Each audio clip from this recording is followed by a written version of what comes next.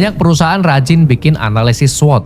Mereka tahu persis apa kekuatannya, kelemahannya, peluang pasar, dan ancaman yang mengintai. Tapi masalahnya, analisis itu sering berhenti di slide PowerPoint. Jadi sekedar daftar poin, bukan keputusan strategis.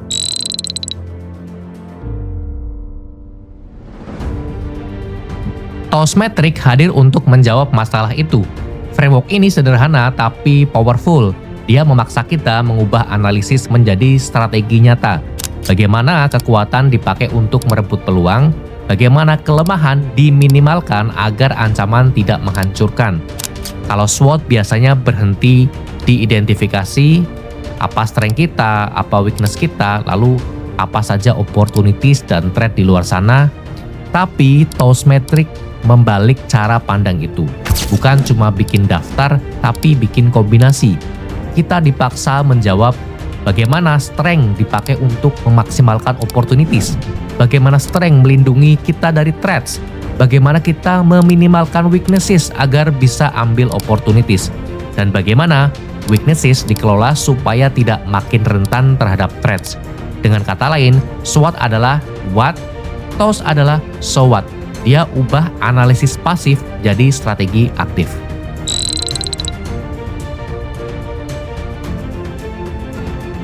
Kuadran pertama dalam TOS disebut SO strategi, singkatan dari Strength Opportunity. Ini bisa dibilang strategi paling ofensif, paling agresif, dan paling ambisius. Kenapa? Karena di sini kita bertanya, dengan kekuatan internal yang sudah kita miliki sekarang, peluang eksternal apa yang bisa kita tangkap secepat mungkin? Banyak bisnis terlalu sibuk mengeluh soal ancaman, padahal mereka duduk di atas kekuatan besar yang belum dimanfaatkan. SO strategi membantu kita menghubungkan dua hal itu, kekuatan yang nyata dan peluang yang sedang terbuka. Mari ambil contoh nyata, misalnya sebuah perusahaan teknologi global seperti Microsoft. Mereka punya kekuatan utama berupa infrastruktur cloud Azure yang sangat masif, scalable, dan dipercaya jutaan enterprise. Lalu datanglah peluang besar ledakan adopsi AI di seluruh dunia. Bagaimana cara memainkannya? Dengan TOS Metric, hubungkan keduanya dengan jelas. Kekuatan cloud Azure dipadukan dengan peluang AI, maka lahirlah strategi konkret, integrasi AI ke dalam Azure, lalu diluncurkan sebagai layanan baru untuk perusahaan. Bukan hanya mengikuti hype, tapi membantu posisi dominan di pasar baru dengan leverage aset yang sudah mereka kuasai. Inilah esensi dari SO strategi. Kuadran kedua dalam TOS adalah ST strategi, singkatan dari Strength Threat. Kalau tadi SO itu menyerang, maka ST lebih defensif. Pertanyaannya sederhana, bagaimana kita bisa menggunakan kekuatan kita untuk melindungi diri dari ancaman luar? Di dunia bisnis, ancaman itu selalu ada, bisa dalam bentuk disrupsi teknologi, masuknya kompetitor global, regulasi baru, bahkan perubahan perilaku konsumen. Tantangannya adalah tidak semua ancaman bisa dihindari, tapi ancaman bisa dipatahkan kalau kita punya senjata internal yang tepat. Contoh nyata seperti di Apple, mereka menghadapi ancaman serius ketika isu privacy data dan keamanan digital semakin besar. Kompetitor berbasis iklan seperti Meta dan Google sangat rentan karena model bisnisnya bergantung pada data pengguna. Tapi Apple justru menggunakan kekuatannya, ekosistem hardware software yang tertutup dan brand yang dipercaya soal keamanan. Dari situlah lahir strategi besar, memperketat kebijakan privacy di iOS. Hasilnya, bukan hanya melindungi Apple dari ancaman regulasi dan distrust publik, tapi juga membuat kompetitor lain kesulitan beradaptasi. Itulah ST strategi, memanfaatkan apa yang sudah jadi core strength untuk menetralkan ancaman. Karena di dunia yang penuh ketidakpastian, kekuatan sejati bukan hanya bisa membuat kita tumbuh, tapi juga membuat kita tetap bertahan. Dan kalau perusahaan hanya sibuk melihat ancaman tanpa memikirkan kekuatan internal, biasanya mereka berakhir reaktif, bukan strategis. ST strategi memastikan kita tidak hanya bertahan, tapi bertahan dengan elegan. Kuadran ketiga dalam TOS adalah WO strategi, singkatan dari Weakness Opportunity. Inilah strategi yang sifatnya transformasional. Pertanyaannya, kelemahan apa yang harus kita perbaiki supaya kita benar-benar menangkap peluang besar di depan mata?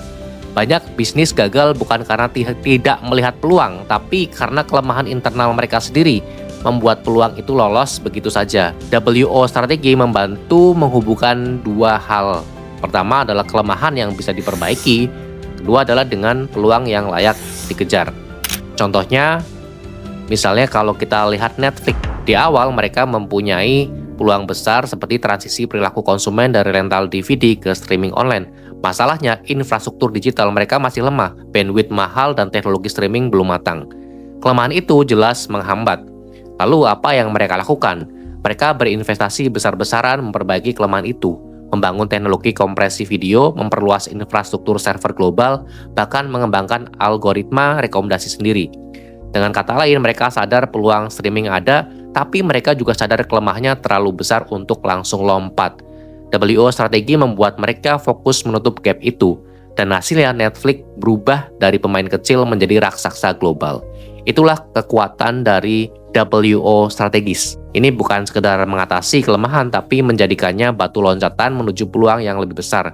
Dan inilah bedanya dengan strategi reaktif. Kalau kita hanya sadar kelemahan tanpa kaitkan dengan peluang, kita hanya sibuk tambal sulam. Tapi kalau kelemahan diperbaiki demi peluang strategis, itu jadi transformasi. WO strategi mengingatkan kita, kelemahan bukan alasan untuk mundur, justru kelemahan bisa menjadi pintu masuk menuju lompatan baru.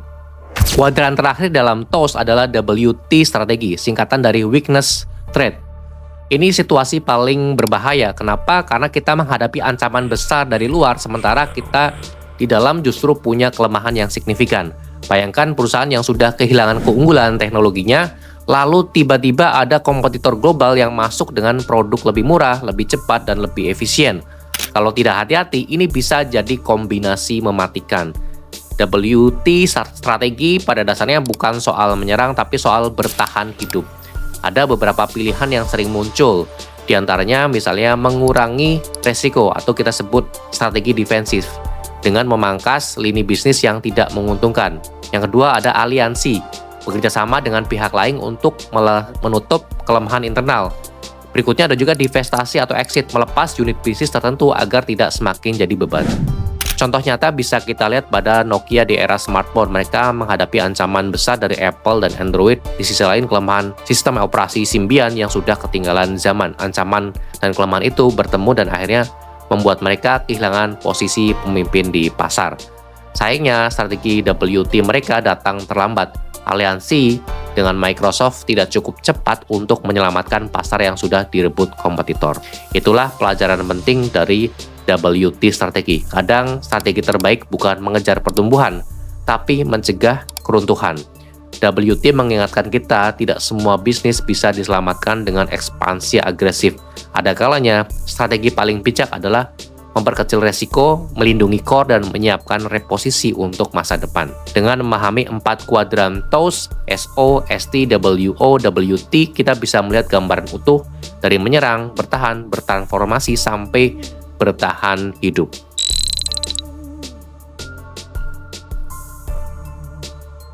Jadi apa pelajaran terbesar dari TOS Metric? Analisis tanpa aksi itu percuma. SWOT memberi kita daftar, tapi TOS memaksa kita memilih strategi. Menyerang dengan SO, bertahan dengan ST, bertransformasi dengan WO, atau bertahan hidup dengan WT. Setiap kuadran bukan sekedar teori, tapi pilihan nyata yang menentukan arah bisnis. Dan itulah esensi strategi, bukan sekedar tahu situasi, tapi berani mengambil keputusan. Karena pada akhirnya perusahaan yang unggul bukan yang paling banyak insight, tapi yang paling cepat mengubah insight menjadi tindakan.